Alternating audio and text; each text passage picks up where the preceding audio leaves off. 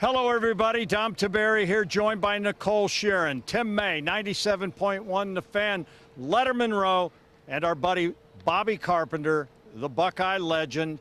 Of course, he played here in Dallas for the Cowboys, and now you hear him Monday through Friday, 6 a.m., Morning Juice, 97.1 The Fan. I got a feeling you'll be talking about this game on Monday. Bobby, games like this, legends are made, and Jack Sawyer became a legend in this game. We would always say, heroes are made, legends are born, and that's what happens in a game like this, and it's unfortunate because the great play Jack Sawyer made against Michigan, it doesn't really hold up because they didn't win the game. This play that he made tonight may go down in the annals of Ohio State history as one of the greatest plays. And if you win a national championship, it could be the greatest play in the history of the school. It was absolutely tremendous, did a great job. And gosh, I love this guy, Brian Hartline. His receivers are tremendous.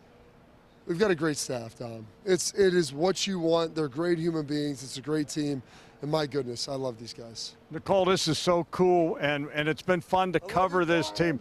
Been fun to cover this team. It's been fun to cover Coach Day and everything. I mean, these are good guys on this team. They're great guys. This is what we live for, covering guys like this, covering games like this, covering moments like this, a play like Jack Sawyer that nobody's ever going to forget that play. I mean, these guys work so hard, and they've gone through a lot of adversity this season. We all have talked about it all year. And it's all built up to this moment. Guys coming back for one more year to finish what they started. They want to take home that national title. The two goals that they had, they didn't achieve, but they've got the main one and the biggest of them all still left on the table. How can you not root for that? I mean, I'm juiced. I'm ready to run a marathon. I don't know about y'all, but I'm ready to go. Well, Tim, let me just say one thing. Let me just say one thing, Tim. To the folks on social media, shame on you when you got off the bandwagon. And, you know, a lot of people were questioning the Ohio State offense and why aren't they throwing it to Jeremiah Smith? Yeah. Well, as Will Howard said after the game, because they were double and triple teaming him. Yeah, but they had a lot of plans going on out there. They're basically keeping somebody over the top of him, you know, to keep him in check. I talked to him after the game a little bit, and I wouldn't say he was disappointed. You know, he was almost like your greatest whatever you want to call it, you know, guinea pig running around out there just attracting attention. He thinks he's going to have probably a bigger role in terms of catching the football against Notre Dame, and he's pretty jacked, but he's very, very jacked up about being a freshman wide receiver and about to play in a national championship game. Not a lot of people have ever been able to say that. Obviously, Texas's defense, they picked their poison.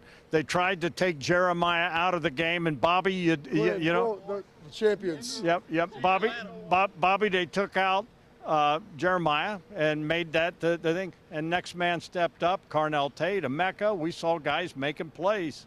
And that's what happens. That's part of a team, Dom, is it's not just one guy. And that's the beauty of this. They've got a great defense. They've got a good running game. You watch Travion Henderson take a screen to the house right before half, which is a play that's probably going to be underserved as far as its impact on the game.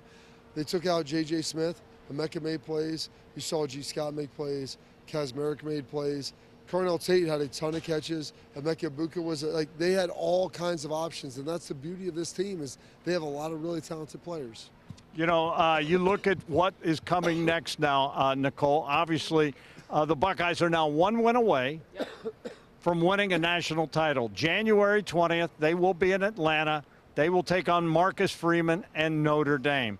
This team has come this far, and sometimes, you know, dreams come true. That was the dream. At the beginning of the year, Ryan Day talked about this, and now they are on the verge of making that dream happen. Absolutely, and every guy that we talked to said that exact same thing. They're celebrating this one, but the job's not finished. The job is not finished for these guys. They've got one more thing to do. Yes, raising the Cotton Bowl trophy was awesome, but they want to raise that national title trophy, and they're about to go up against a Notre Dame team who had a lot of things to show against Penn State, and like, you know, Tim was talking about earlier, yes, the Buckeyes are going to be favored by, I felt like what you said, you know, 7-10, but that doesn't matter. I mean, they could be favored by whatever they are. This team is so locked in and is showing, like what you said, Bobby, that they have so many weapons in every room on this team that if one guy is double, triple team, don't worry about it. We got three other guys that can make just as many plays. So they're peaking at the right time.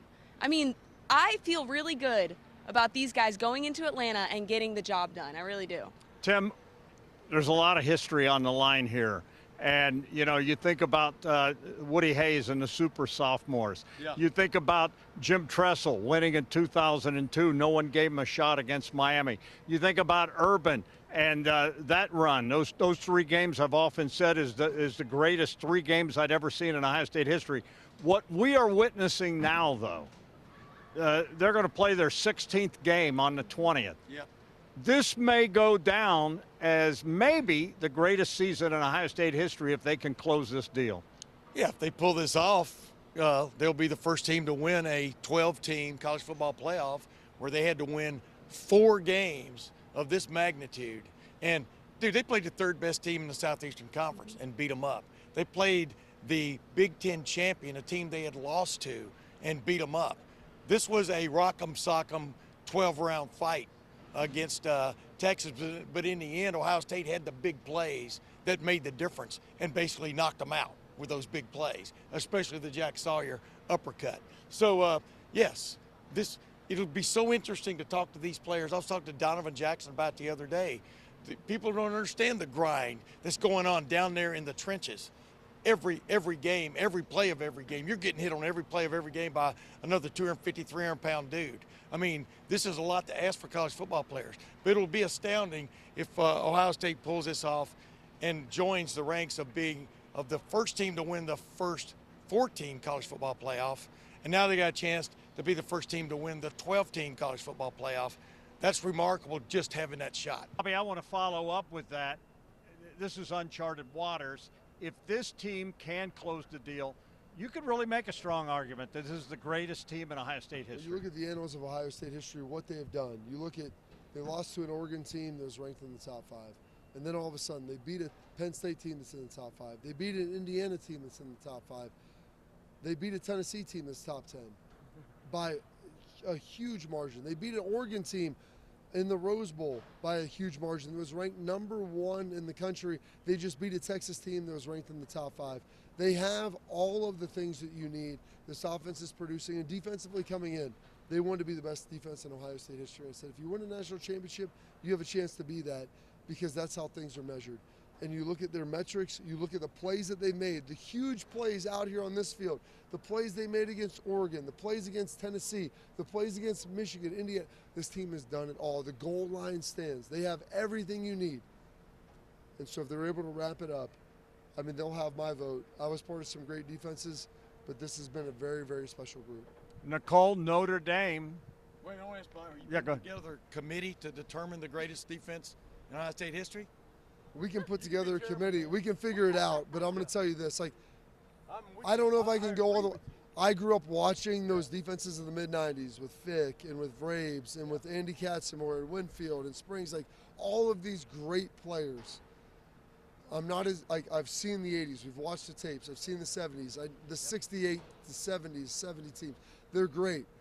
But what this team has done and who they have played and the scars that they have, it is very, very impressive. And Nicole, they got to beat Notre Dame. They do. I can't imagine where they don't close it. No, with the energy, I mean everything, the talent, the fact that they've got guys, dudes in every room. If one guy's having a bad night, don't worry. They've got 4 other guys right on the roster.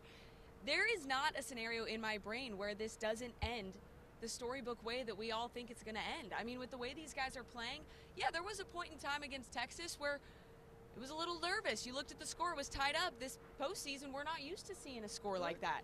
But they proved otherwise. They said, no need to panic. We know what we're doing. We've faced this kind of adversity before. We're proving who we are. They're going to raise that trophy in Atlanta. I really feel that way. You watched that game on Thursday night between Penn State and Notre Dame, and you saw the boringest offensive performance in the first half of any big-time game you can think of. But then everybody realized you're playing to get to the national championship game. Bingo. Both teams found offense, you know, just like tonight. Both of these teams were backs against the wall. You got to get up to Texas right after Ohio State went to go-ahead touchdown with that 7-minute, 45-second drive. Texas was coming right back down the field, man. Quinn Ewers was making magic. What did it take? Just like at Penn State. just like at Oregon one time, one of the great goal line stands in that game. But Ohio State's defense rose up, like Bobby was talking about, and just made plays. Maybe Texas made some blunders from a play calling standpoint, but that's for them to live with. But the tackle on the toss sweep left on 2nd and goal from the 1 yard line. Right there. And Caleb Downs comes in.